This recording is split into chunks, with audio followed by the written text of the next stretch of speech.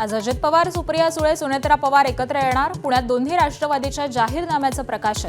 अजित पवारांसह सुळेंची उपस्थिती. 1952ला जन्माला आलेल्या पक्षाला 2026 मध्येही पोरं भाड्यानं घ्यावी लागतात.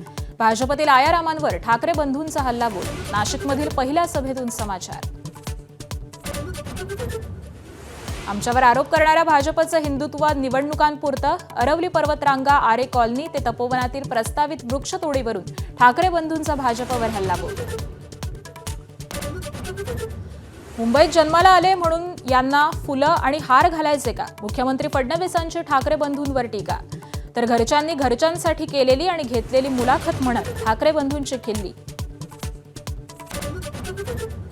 मुख्यमंत्री उपमुख्यमंत्र्यांच्या आजही सभांचा धडाका. मुख्यमंत्र्यांची पिंपरी आणि सोलापुरात सभा, तर शिंदेंची नाशिकमध्ये सभा आणि अजित पवारांचा पुण्यात कात्रजमध्ये रोड शो. नागपुरात निवडणूक यंत्रणा आणि महापालिकेचा बेजबाबदारपणा चव्हाट्यावर. 4 अपत्य असतानाही शरद पवारांच्या राष्ट्रवादीचे उमेदवार रिंगणात. शपथपत्रात उल्लेख असूनही उमेदवाराचा अर्ज वैध.